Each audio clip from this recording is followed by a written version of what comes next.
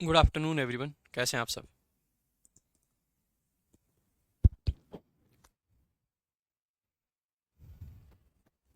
Good afternoon, कैसे हैं आप सब।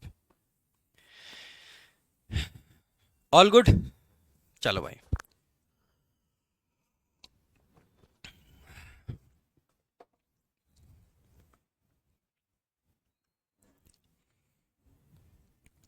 चलो भाई, एक तो जो डाउट आ रहा है, आज डाउट सेशन हमने लगा लिया एसबीए का। दरअसल आज क्रिसमस डे था, तो नेशनल हॉलीडे होता है। बहुत सारे लोग हालांकि ये कहेंगे कि सर क्या क्रिसमस डे, हम तो दिवाली मनाते हैं, हम तो होली मनाते हैं, या हम मुहर्रम मनाते हैं। अपने अपने सब विचार प्रकट करेंगे। बट हर किसी का फेस्टिवल होता है। फेस्टिवल्स को कभी इस नज़र से नहीं देखना चाहिए। हमेशा खुश होने के कारण हमें ढूंढने चाहिए। और अगर किसी भी फेस्टिवल पे अगर खुशी मिलती है तो एंजॉय करना चाहिए, क्या दिक्कत है। नहीं तो वैसे हॉलीडे होता है, नेशनल हॉलीडे। तो मॉर्निंग की क्लास तो मैं वैसे भी जनरली मंडे को नहीं ले पाता हूँ, क्योंकि संडे को बहुत सारे काम होते हैं जिसके चक्कर में सोने में 4 बज जाते हैं, तो सुबह उठ नहीं पाता हूँ। तो आफ्टरनून की क्लास लगाई थी और क्लास ले रहे हैं। ठीक है। हाँ, कुछ अर्जेंट था 2 बजे, तो मैंने सोचा क्यों ना क्लास को 1 बजे कर लिया जाए और आपको ग्रुप में मैसेज दे दिया जाए। इसीलिए ग्रुप काम आते हैं, है ना। तो मैंने, चलो भाई, ईच एंड एवरी वाला कॉन्सेप्ट, देयर वाला कॉन्सेप्ट दो हो गए। इसके बाद में बताओ और कुछ। ईच एंड एवरी वाला दीपक आपका सुन लिया, और बाकी सब बताओ। आह, चाय मीठी ज़्यादा हो गई। देखो भाई, मेरे भाई, जब हम बात करते हैं ना देयर की, तो आप देयर के बारे में समझो एक बार। ये देयर पता है क्या होता है? ये होता है एडवर्ब ऑफ प्लेस। क्या होता है दोस्त? Adverb of place. अब आपको दो चीज़ें ध्यान होनी चाहिए और अच्छे से पता होनी चाहिए। क्या होनी चाहिए? अगर कभी भी आपके सेंटेंस में एडवर्ब ऑफ प्लेस शुरू में आ जाए, एडवर्ब ऑफ प्लेस कोई बड़ी रामायण की बात नहीं है, मतलब कोई बहुत बड़ी चीज़ नहीं है। बहुत सिंपल सी बात है। ऐसी चीज़ जो किसी प्लेस को, डायरेक्शन को बता रही हो, वो एडवर्ब ऑफ प्लेस हो जाएगी। उसके बाद में कुछ वर्ब हैं आपकी, वो वर्ब आ जाए, और प्लस में आपका क्या आता है? सब्जेक्ट आता है। और ये वर्ब कौन सी हैं, ये आपके लिए नोट करने वाली बात है। तो एक बार नोट करेंगे कौन सी वर्ब ऐसी हैं। देखो भाई, सबसे पहले तो बी की फॉर्म्स हो गई। ठीक है।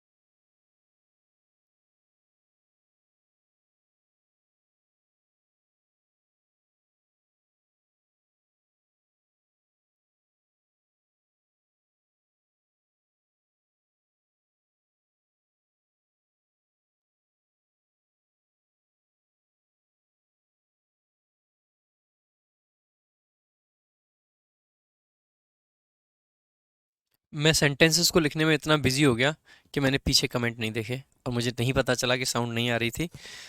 तो कोई नहीं, अब आवाज़ आप तक आ रही होगी। तो अब सुन लीजिएगा, मैं एक बार बता देता हूँ मैंने क्या क्या लिखा है। देयर के बारे में कुछ बच्चों ने पूछा कि सर देयर के साथ में वर्ब का प्रयोग किस प्रकार से किया जाता है। तो देयर अपने आप में एडवर्ब ऑफ प्लेस होता है।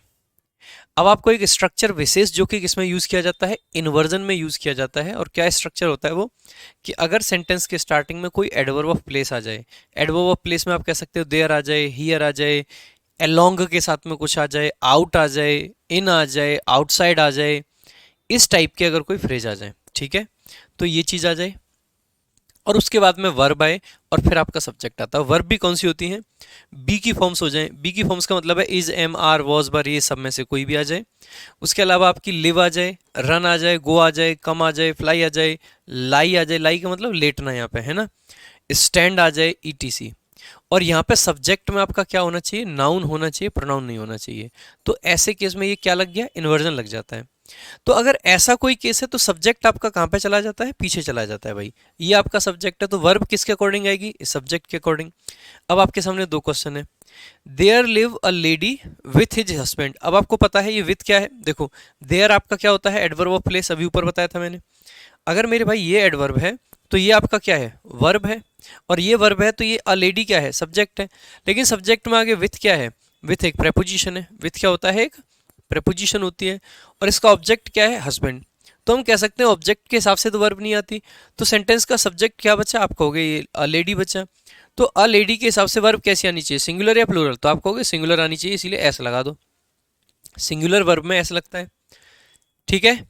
आगे देखेंगे, there lives a lady and his husband. जैसे ही आपने देखा देयर आ गया, लिव्स वर्ब आ गई, अ लेडी एंड हिज हस्बैंड। अब आपको बताया था जब दो नाउन एंड से जुड़े हों तो अपने आप में कैसे काम करते हैं, प्लूरल के तरीके से काम करते हैं। तो अब की बार सब्जेक्ट कैसा हो गया, आप कहोगे प्लूरल हो गया। और अगर मेरे भाई प्लूरल हो गया तो लिव्स नहीं आएगा, क्या आ जाएगा, लिव आ जाएगा। ये देयर का कॉन्सेप्ट था, देयर में इसी प्रकार से आपकी वर्ब आती है।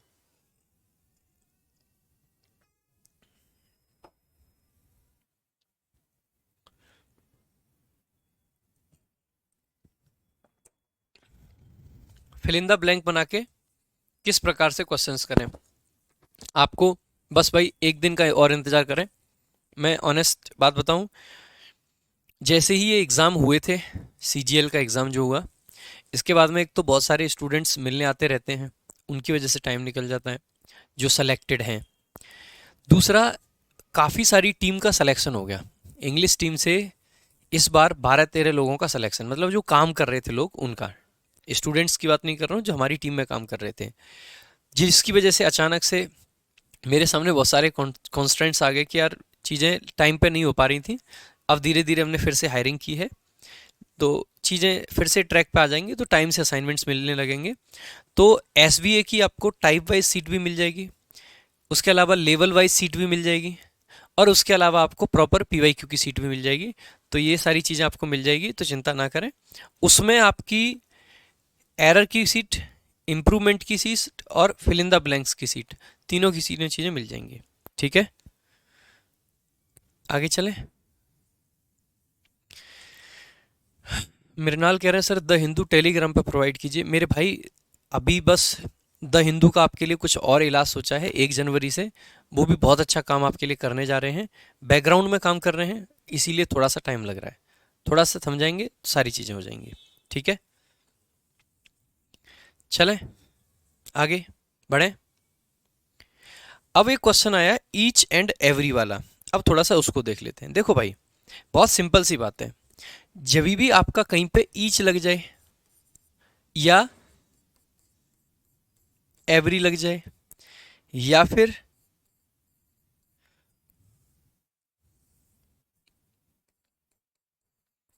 ईच एंड एवरी लग जाए,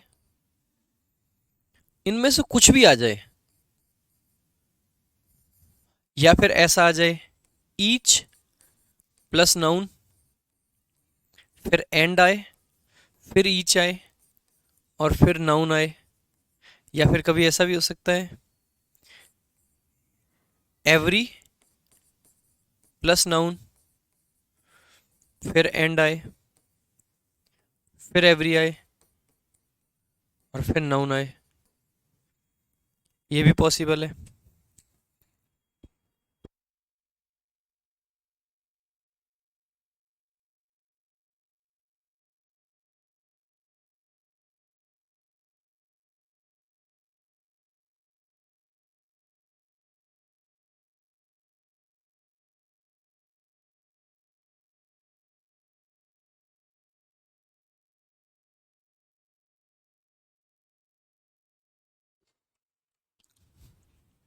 इन सभी को मेरे भाई सिंगुलर ही माना जाता है, हमेशा और हमेशा क्या माना जाता है, सिंगुलर ही माना जाता है। ये भी सिंगुलर है, ये भी सिंगुलर है, इन सबको क्या माना जाएगा, singular.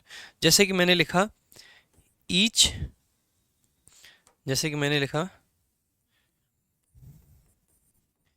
Each and every boys are present. जैसे आप ये सेंटेंस देखते हो तो आपको देखते ही क्लिक करना चाहिए, ईच एंड एवरी आ गया। बॉयज नहीं आ सकता, आपको क्या लिखना पड़ेगा, बॉय, और आगे क्या लिखना पड़ेगा, इज, क्योंकि इसके साथ में हमेशा क्या रहता है, सिंगुलर। ठीक है, इनके बाद में हमेशा क्या आता है, सिंगुलर। अगर कहीं पे ये आ जाए every man and every women, women have to कम।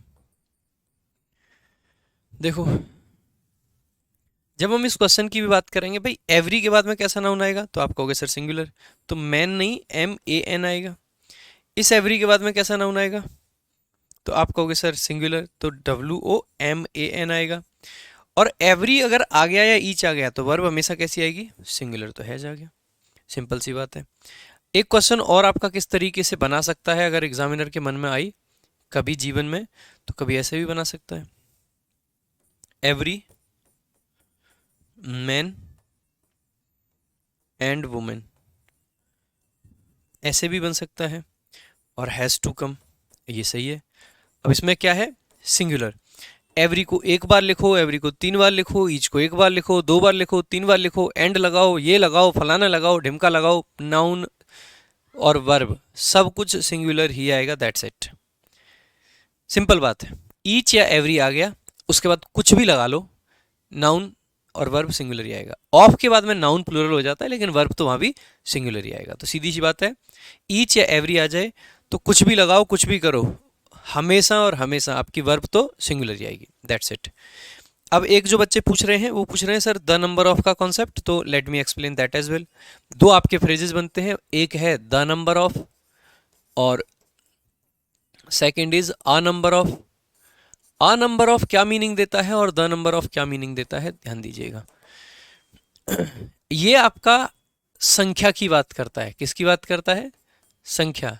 ये आपका मतलब पीपल और थिंग्स की बात करता है, पीपल स्लैश थिंग्स। अगर मैं लिखूं द नंबर ऑफ बॉयज, क्या लिख रहा हूं, द नंबर ऑफ बॉयज, तो मेरे भाई इसका मतलब बनता है लड़कों की संख्या। इसका मीनिंग क्या बना, लड़कों की संख्या। देखो, जो आपको लगता है कि पॉइंट आपके लिए अच्छा है डाउट सेशन में, आप उसको अपने नोट्स में वहीं इनकॉर्पोरेट कर लें जहाँ पे आपने ओरिजिनल लिखा है। और अगर आप मेरे भाई अगर कभी लिखते हो अ number of boys, a number of boys, that means बहुत लड़के, बहुत लड़के, दैट्स इट। इन दोनों के मीनिंग में ये फर्क होता है। इसके साथ में हमेशा सिंगुलर वर्ब आती है और इसके साथ में हमेशा प्लूरल वर्ब आती है। नाउन दोनों के साथ में प्लूरल आता है।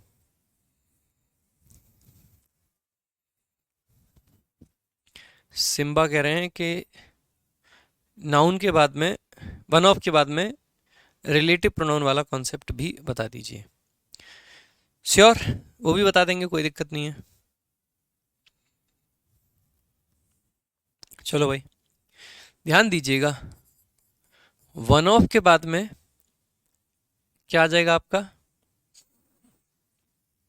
प्लूरल नाउन आता है, लेकिन आपकी वर्ब कैसी आती है, तो आप कहोगे सिंगुलर। अगर कभी पे कहीं पे वर्ब का क्वेश्चन यहाँ पे बनता है तो वर्ब आपकी कैसी आती है, तो आप कहोगे सिंगुलर,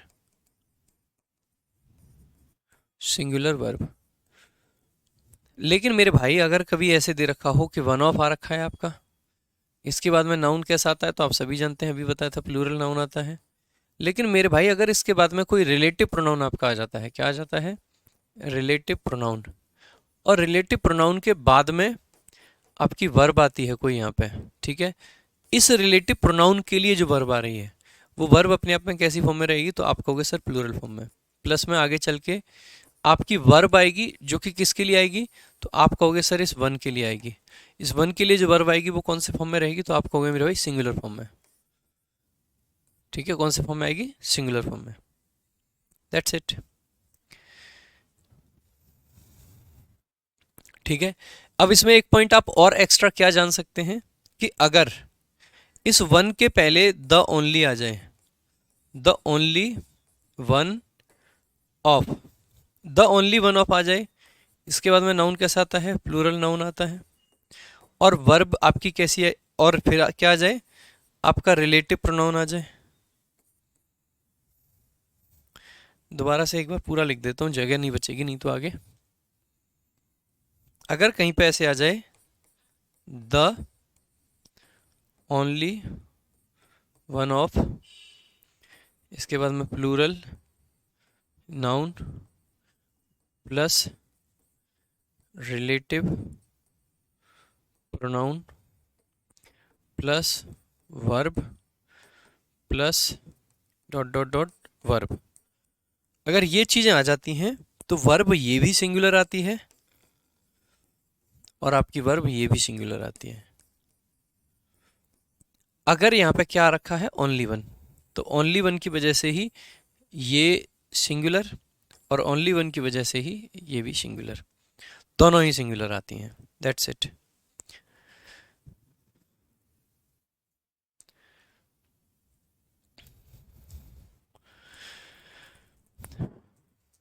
मनीष उपाध्याय कह रहे हैं कि सर रिलेटिव प्रोनाउन का कॉन्सेप्ट बता दीजिए। बिल्कुल बता देंगे मनीष, कोई दिक्कत नहीं है बेटा। मिक्स भी बनेंगे साहिल, कोई दिक्कत नहीं है, सब बनेंगे। और बताओ, एक दो क्लास मतलब books and copies are very interesting things. Obviously दोनों ही प्लूरल हैं, आर ही रहेगा, क्या दिक्कत है उसमें, कोई दिक्कत नहीं है। इंडेफिनिट प्रोनाउन वाला कॉन्सेप्ट समझा दीजिए। इंडेफिनिट प्रोनाउन हमेशा सिंगुलर की तरह से काम करेंगे। इंडेफिनिट प्रोनाउन होते हैं आपके everyone, no one, everything, nothing, something, someone, somebody, nobody, everybody, ये सब। और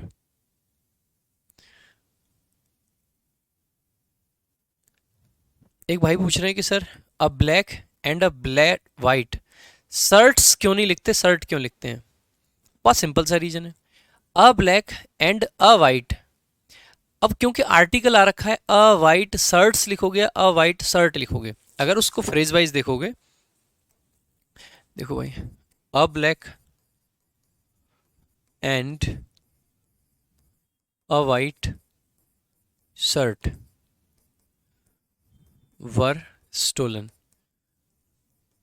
अब आप कहोगे सर ये शर्ट्स होना चाहिए, बेटा ये शर्ट अपने आप में सिंगुलर फॉर्म में ठीक है, बिकॉज ये जो आर्टिकल है इसका इन्फ्लुएंस यहाँ पे जाता है। क्योंकि इस सेंटेंस का एग्जैक्ट अगर मीनिंग आप जानोगे ना, तो इस एग्जैक्ट मीनिंग ये है, a black shirt and a white shirt were stolen. और क्योंकि यहाँ पे शर्ट यहाँ भी दे रखा है, यहाँ भी दे रखा है, तो दो बार ना लगा के इंग्लिश लैंग्वेज कहती है कि आप चाहें तो इस शर्ट को हटा दीजिए, एक बार शर्ट लिखिए, काम चल जाएगा, क्योंकि दोनों बार अलग अलग लिखने की आपको ज़रूरत नहीं है।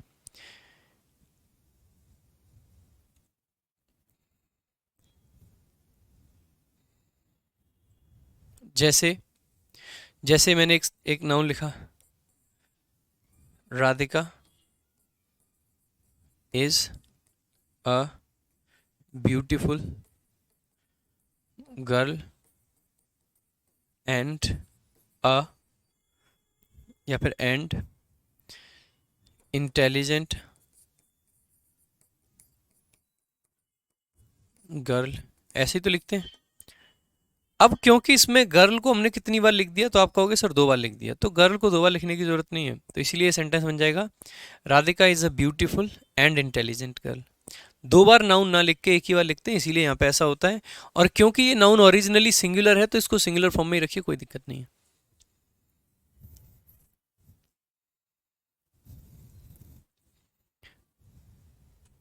Radhika helped a poor girl.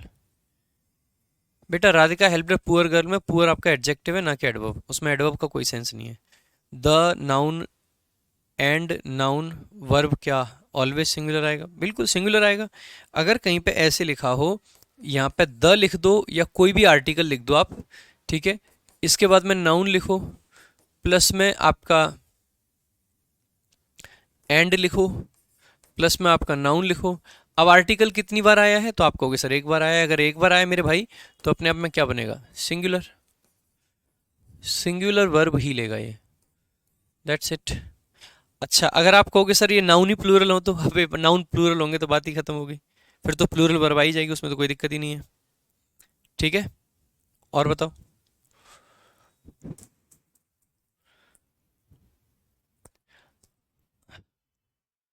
अब ब्लैक एंड व्हाइट होता फिर तो एक शर्ट हो जाती, अब ब्लैक एंड अब व्हाइट हो रखा है तो दो शर्ट की बात कर रहे हैं। दो तीन चार पांच के बाद प्लूरल आता है कि नहीं, ऑब्वियसली। एक बात बताइएगा, आप क्या कहोगे, आई हैव टू कार या आई हैव टू कार्स, क्या कहोगे, आप कहोगे कार्स, इसीलिए कार्स आपका करेक्ट है। डिस्टेंस वाला कॉन्सेप्ट समझाना, टाइम अमाउंट डिस्टेंस वाला कॉन्सेप्ट समझाना, समझा देंगे, कोई बात नहीं है।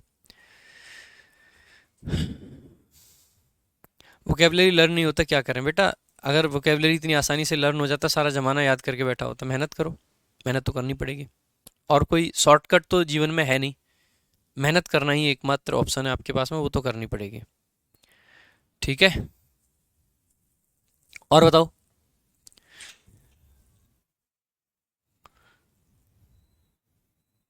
मेनी वाला कॉन्सेप्ट समझा दें प्लीज, समझा देंगे। देखो इस वीक में न्यू ईयर पे काफ़ी छुट्टियां रहती हैं, ऑब्वियसली न्यू ईयर है, छुट्टियां होती ही हैं। तो इस वीक में आई विल ट्राई कि हम वो चीज़ें करें थोड़ी सी जो छोटे चैप्टर हैं। तो एक आपका बहुत छोटा सा चैप्टर है और उस चैप्टर का नाम है सुपरफ्लुअस। क्या होता है भाई, सुपरफ्लुअस, सुपरफ्लुअस। ये चैप्टर हम कल की क्लास में स्टार्ट करेंगे, अभी चैप्टर ख़त्म नहीं करिए क्लास, अभी कुछ डाउट्स जो हैं उन औरों को भी समझाऊंगा। तो सुपरफ्लुअस हम कल से स्टार्ट करेंगे, तो सभी लोग ज़रूर आएँ। छोटा सा चैप्टर है, it would take hardly 2 classes, ठीक है, 2 क्लासेस के अंदर कंप्लीट हो जाएगा। तो कल से इसको शुरू करेंगे हम, ठीक है। देखो जो बच्चे टाइम डिस्टेंस यूनिट वाला कॉन्सेप्ट पूछ रहे हैं एक बार फिर से देखिएगा। मैंने लिखा 2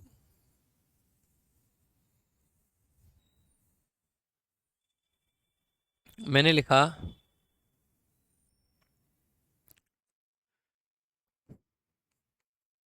2 years dash a long time to wait for a person. पहला ऑप्शन इज, दूसरा ऑप्शन आर। एक सेंटेंस मैंने लिखा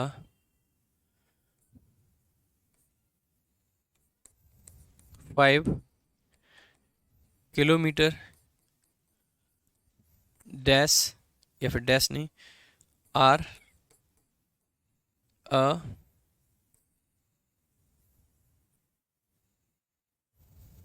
long distance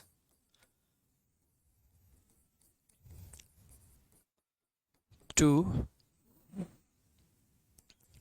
cover on foot, to cover on foot. देखो एक बार भाई, यहाँ पे देखा 2 ईयर्स है, और 2 ईयर्स को क्या माना जा रहा है, देखो यहाँ से आप समझो ना, एक टाइम माना जा रहा है। 2 ईयर्स को एक पीरियड माना जा रहा है, अपने आप में क्या माना जा रहा है, एक सिंगल पीरियड माना जा रहा है। और अगर एक सिंगल पीरियड है मेरे भाई तो इसको इज लगा के ही हम जस्टिफाई कर सकते हैं, हम इसमें आर नहीं लगा सकते। अब यहाँ पे देखेंगे पहली बात, बेटा 5 अगर हमने दे दिया है तो 5 के हिसाब से नाउन कैसा आना चाहिए, सिंगुलर या प्लूरल? तो आप कहोगे सर किलोमीटर्स, क्योंकि अभी समझाया था आपको। 2 कार लिखोगे या 2 कार्स लिखोगे, तो आप कहोगे सर 2 कार्स, ठीक है। ऐसे ही 5 किलोमीटर्स लिखोगे या किलोमीटर, तो आप कहोगे किलोमीटर्स। 2 ईयर लिखोगे या ईयर्स, तो आप कहोगे ईयर्स लिखेंगे। अब बात आती है कि आर आना चाहिए था या इज आना चाहिए था। अब यहाँ पे हमने क्या दे रखा है, अ लॉन्ग डिस्टेंस, क्या बोलोगे, अ लॉन्ग डिस्टेंस। तो 2 मतलब 5 किलोमीटर्स को एक डिस्टेंस माना है, कितनी डिस्टेंस है, एक डिस्टेंस है। और मेरे भाई अगर ये एक डिस्टेंस है तो आर की जगह पे क्या आ जाएगा, इज आ जाएगा। लेकिन अगर मैं एक ऐसा क्वेश्चन लिखूं, 5 किलोमीटर्स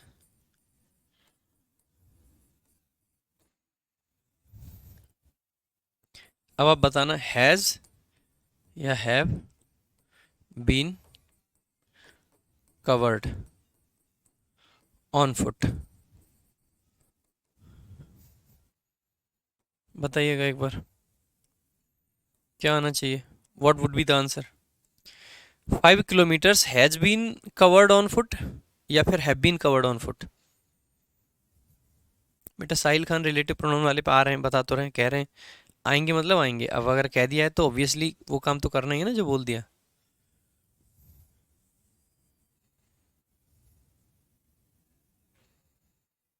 गोविंद चौधरी आज ही करवाता हूँ, देखो एक बार। अब देखो 5 किलोमीटर्स क्या एक ही चीज है, नहीं मेरे भाई, एक चीज थोड़ी ना।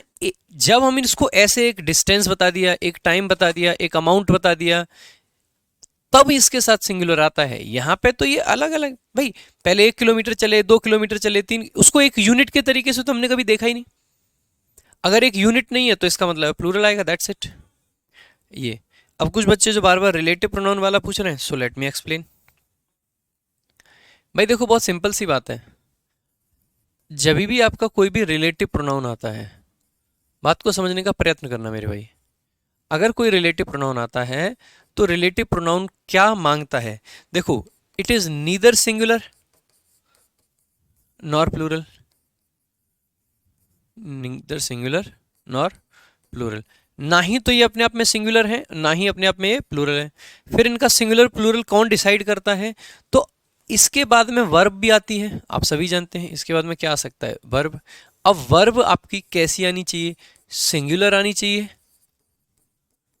या फिर प्लूरल आनी चाहिए, हु विल डिसाइड, कौन डिसाइड करेगा।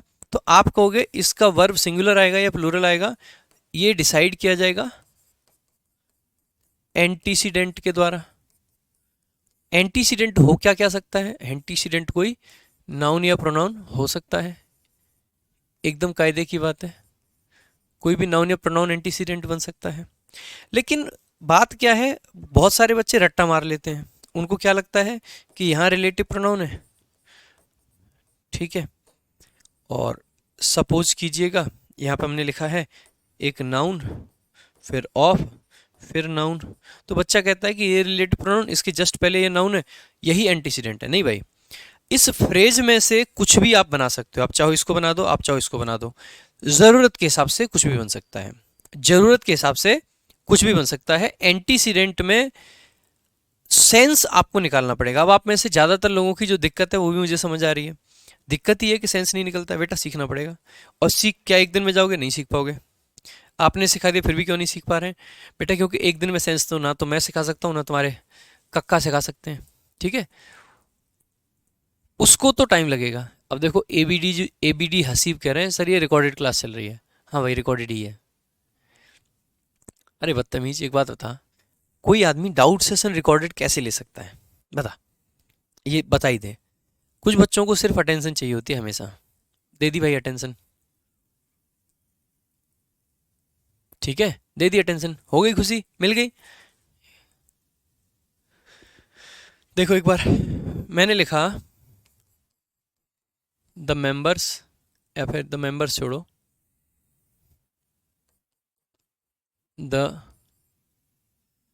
Walls of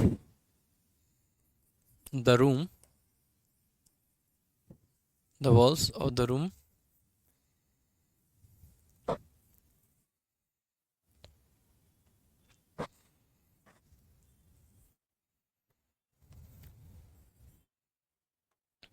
the house that was या were painted last week remain to be painted. मतलब क्या है पहले इसका मतलब ये है कि वो घर जिसको लास्ट वीक पेंट किया गया था उसकी दीवारें अभी भी पेंट करने को बाकी रहती हैं। या द वॉल्स ना लिख के सम वॉल्स लिख देते हैं। Let me write down some walls. Some walls of the house that was आएगा या वर आएगा painted last week remain to be painted. मैंने कहा कि वो घर जिसकी कुछ दीवारें, वो घर जो पिछले हफ्ते पेंट किया गया था उसकी कुछ दीवारें अभी भी पेंट करने को बाकी रहती हैं। वो घर जो पिछले हफ्ते पेंट किया गया था उसकी कुछ दीवारें अभी भी पेंट करने को बाकी रहती हैं। भाई रिलेटिव प्रोनाउन क्या, एक बार सेंटेंस को ब्रेक करके इसका ब्रेकडाउन लिख देते हैं। सम वॉल्स आपका अगर सेंटेंस की शुरुआत में आया तो it must be a subject, of preposition है उसका ऑब्जेक्ट हो गया द हाउस। दैट आपका रिलेटिव प्रोनाउन है, रिलेटिव प्रोनाउन के बाद में वर्ब आ रखी है, इसका मतलब एंटीसीडेंट आएगा। अब इसका एंटीसीडेंट हो सकता है हाउस हो जाए और हो सकता है वॉल्स हो जाए, बोथ आर पॉसिबल। अब लेकिन हमें कैसे पता चलेगा कि हाउस है या फिर वॉल्स है, तो इस सेंटेंस को आगे पढ़ेंगे। That was painted last week, पिछले हफ्ते जिसको पेंट किया गया था। घर को पेंट किया गया था या सिर्फ दीवारों को? हमने तो कह रखा है some walls remain to be painted, कुछ दीवारों को पेंट करना है, यानी पेंट घर को किया गया था। किसको पेंट किया गया था? घर को। और बेटा घर को पेंट किया गया था तो ये क्या हो गया आपका एंटीसीडेंट। और एंटीसीडेंट आपका कैसा है? आप खुद ही कह रहे हो एंटीसीडेंट कैसा है, तो आप तो एंटीसीडेंट को सिंगुलर बता रहे हो। अगर एंटीसीडेंट सिंगुलर है तो वॉज आपका करेक्ट आंसर हो जाएगा, वर गलत हो जाएगा। आगे हमने देखा पेंटेड हो गया, लास्ट वीक एडवर्ब हो गया। अब रिमेन आपकी क्या गई? वर्ब। इसके लिए सब्जेक्ट क्या है? ये है। यहाँ पे वॉल्स क्या है? प्लूरल है, इसीलिए रिमेन क्या है? प्लूरल है, चल जाएगा, कोई दिक्कत नहीं है। लेकिन अगर मैं एक ऐसा सेंटेंस लिख दूं लाइक द बुक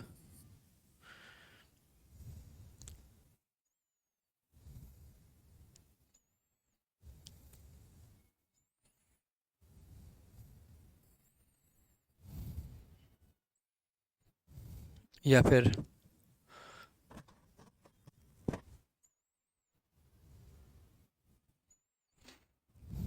जैसे मैंने लिखा बुक ना लिख के मैं लिखता हूँ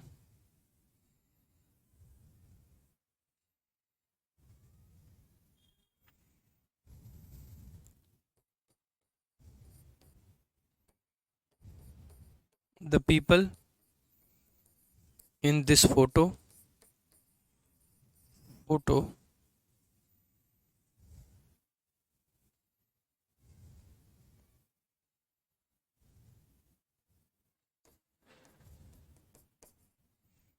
मज़ा नहीं आएगा सेंटेंस में। दूसरा सेंटेंस लिखते हैं, दूसरा लिखते हैं लाइक मैंने लिखा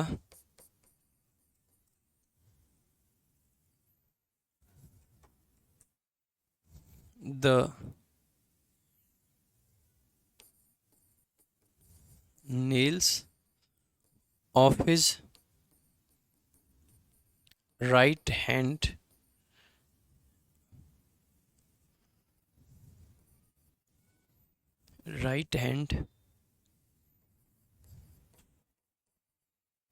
which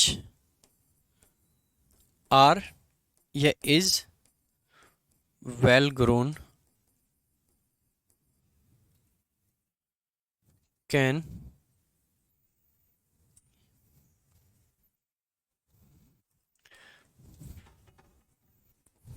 kill a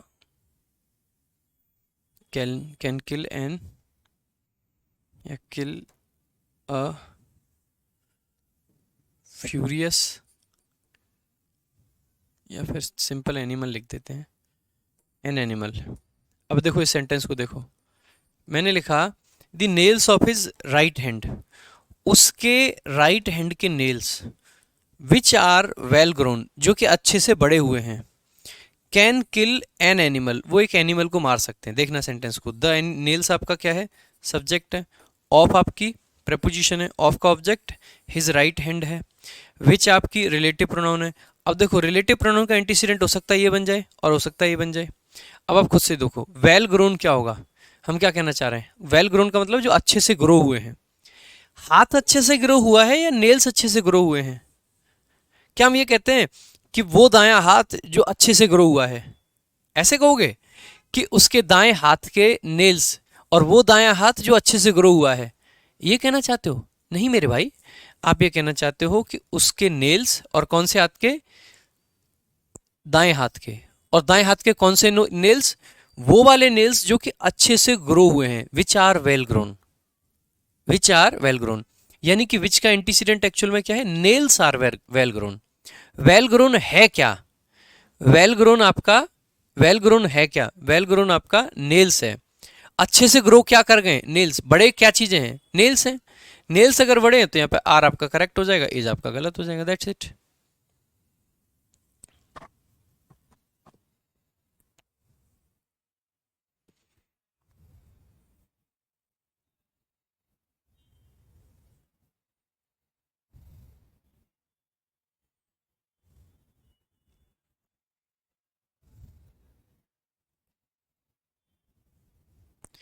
बेटा वॉज एकदम सही है, बात खत्म।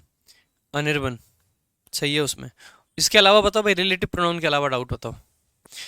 वोकेबलरी डेली याद करते हैं लेकिन भूल जाते हैं बेटा, vocabulary vocabulary vocabulary daily daily daily daily, दो दो तीन तीन चार चार पाँच पाँच बार पढ़ना पड़ता है, 10 बार पढ़ना पड़ता है। पहली बार में याद कर लोगे, आप कोई विवेकानंद थोड़े ना हो, भूलोगे यार। सारा जमाना भूलता है मोहित, सारा जमाना भूलता है। ठीक है, इसके अलावा रेलेवेंट डाउट पूछो, ये फालतू के डाउट्स नहीं। Relevant relevant B relevant, B relevant भाई, हमेशा रेलेवेंट। इस पे मैंने एक सीट भी प्रिपेयर करवाई है प्रोनाउन वाले कॉन्सेप्ट पे, सो मैं उसको अपलोड कर दूंगा और उसमें डिटेल में सोल्यूशंस लिखे हुए हैं, तो वहां से आपको क्वेश्चंस और मिल जाएंगे प्रैक्टिस करने के लिए। ठीक है, मैनी वाला कॉन्सेप्ट समझाओ। मैनी में कुछ ऐसा था नहीं भाई समझाने वाला, लेकिन फिर भी लेट मी एक्सप्लेन। अगर मैनी आपको अकेला दिखेगा तो मैनी के साथ में plural noun plus plural verb, simple. लेकिन अगर कभी मैनी के साथ में आपको ए दिखता है तो singular noun plus singular verb, that's it. लेकिन अगर कभी आपको अ प्लस अ भी आ सकता है और लेट मी से एन भी आ सकता है, एंड इसके बाद में आपको दिखे एडजेक्टिव प्लस में कोई नाउन, तो ये नाउन शुड बी प्लूरल। कैसा रहेगा, प्लूरल। और वर्ब भी कैसी आनी चाहिए, प्लूरल वर्ब। कैसी आनी चाहिए, प्लूरल वर्ब, दैट्स इट। ये मैनी के कॉन्सेप्ट है और इसमें कुछ नहीं है। कई बार ऐसा आ सकता है मैनी, मैनी के बाद में ऑफ प्लस में प्लूरल नाउन प्लस में plural verb, that's it. Many के ये कॉन्सेप्ट है बस। ये तो रिवीजन वाले काम करवा रहे हो आप मेरे से कि सर रिवाइज करा दो, वो सब मत करवाओ मेरे भाई। ठीक है, बाकी भाई जितने रेलेवेंट डाउट्स थे मैंने ले लिए हैं, अगर ज़रूरत पड़ी कभी तो एक सेशन और लगा लेंगे, बाकी आज के लिए इतना ही रखेंगे। ठीक है, लगभग 40 मिनट का हमारा सेशन रहा, डाउट सेशन, एंड मैं रेगुलर डाउट सेशन ले रहा हूँ। इसी तरीके से आगे तक लेते रहेंगे, पूरे बैच के दौरान ही सारी चीज़ें ऐसे ही चलेंगी। ठीक है, रेगुलर डाउट सेशंस सारी चीज़ें। संडे सैटरडे में थोड़ी मेरी क्लासेस कम हो पाती हैं due to some busy schedule, but ये बिजी शेड्यूल भी ज़्यादा दिन का नहीं है मेरे भाई। बहुत जल्द अगले ये 8-10 दिन के अंदर एक बुक पे जो जिस पे मैं काम कर रहा हूँ, और बिजी स्केड्यूल का मतलब ये नहीं है कि मैं कहीं घूमने जा रहा हूँ मतलब मैं तो क्रिसमस न्यू ईयर कहीं भी नहीं जा पा रहा हूँ। इवन मैराथन लेनी थी आज क्रिसमस के दिन, वो भी कैंसिल हो गई जस्ट बिकॉज एक बुक पे काम चल रहा है, एक मास्टर पीस आपके लिए बना रहे हैं, मास्टर पीस एकदम ग्रामर में, जिससे कि आपको ये सब डाउट ना पूछने पड़े। तो जैसे ही उस पर 8-10 दिन में कंप्लीट हो जाएगा तो आई विल ट्राई कि सैटरडे को डाउट सेशन रखे जाएं रेदर देन वीकडेज में। ठीक है, तो उसके बाद में चीज़ें और कंटिन्यू करेंगे। बाकी 1 तारीख से कुछ और 4 चीज़ें नई सोची हैं वो भी करेंगे। सो आज के लिए रखेंगे इतना ही, बाकी मिलेंगे अगली क्लास में। Thank you so much. जय हिंद, जय भारत।